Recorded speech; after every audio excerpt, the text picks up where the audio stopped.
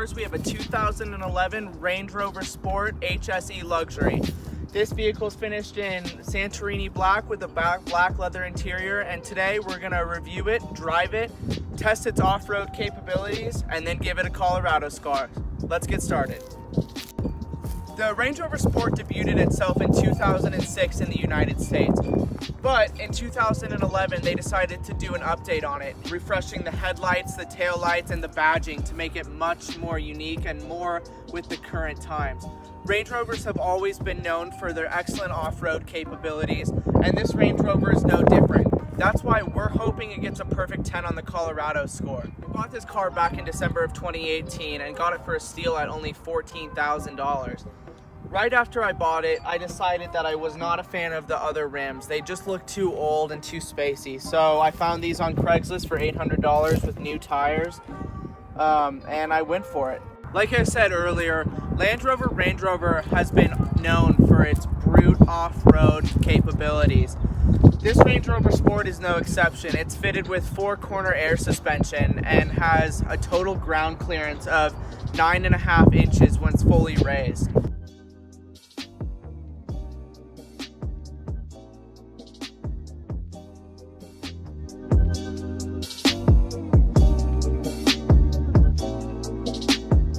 This Range Rover Sport is equipped with the HSE Luxe package, which comes with nicer perforated leather, the extended leather package, which includes leather on the door tops, armrests, and the instrument cluster hood, a heated steering wheel, adaptive headlights, silver trim as opposed to the gray, 20-inch wheels, and a better audio system. Surprisingly, back in 2011, Range Rover was kind of ahead of the game when it came to technology.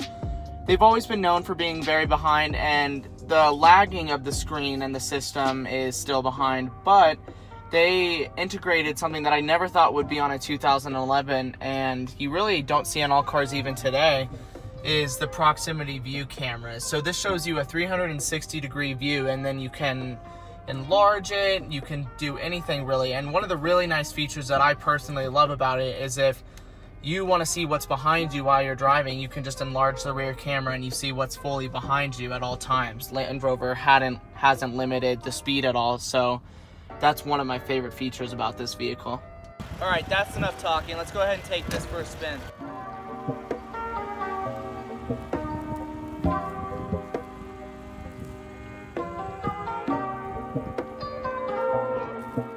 Driving the Range Rover is truly a different experience. For any of you that have driven it or are looking to buy one, you just honestly feel like the king of the world in here when you're driving.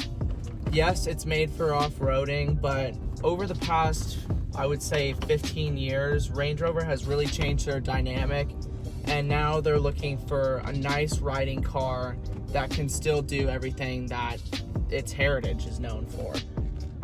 So we're going to go ahead and take this Rover out, and we are going to see how it handles. It's pretty tall, pretty boxy, so it's probably not the best, but it's definitely probably better than that 4Runner we drove yesterday. We're going to do a 20 to 70 test really quick and just roughly count how many seconds that takes.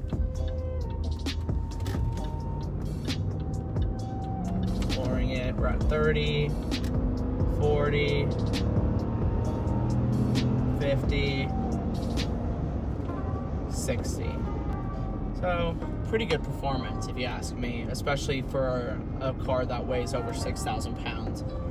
Now we're going to go ahead and take it on our little test trails where we can see what it can do in its normal driving mode and when we really have to lock the diffs.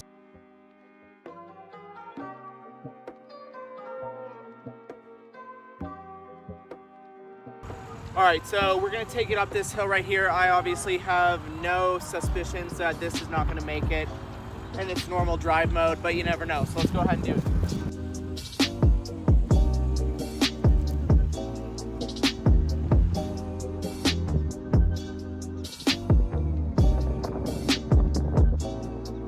Well, that was easy. Obviously the Range Rover Sport made it up with no issues at all, and that was in its normal driving mode. So now what we're going to do is take it to our harder test track and see how it does over there. But I honestly see no issues with this thing going in its normal day-to-day operation.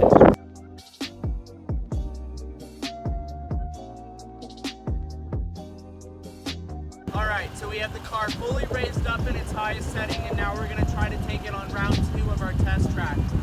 In the 2004 Toyota 4Runner, we had to put it in 4 low for it to even work. I don't think that this is going to have any issue doing it in its normal settings, but we'll give it a shot.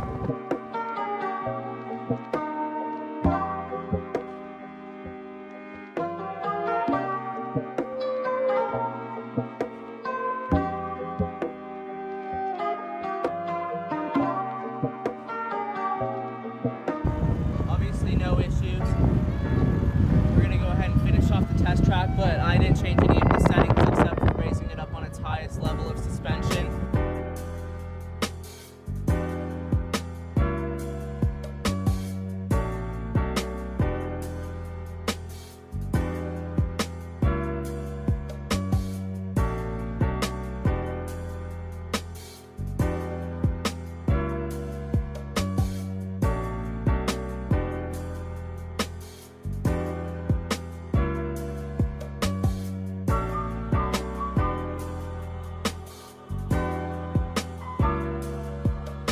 Thanks for watching our second video on Colorado cars. This 2011 Range Rover Sport has been perfect for exactly what we want it to do.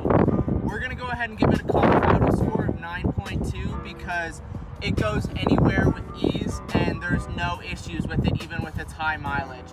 So basically, if you're looking to buy a used Range Rover Sport that has high mileage, I say go for it.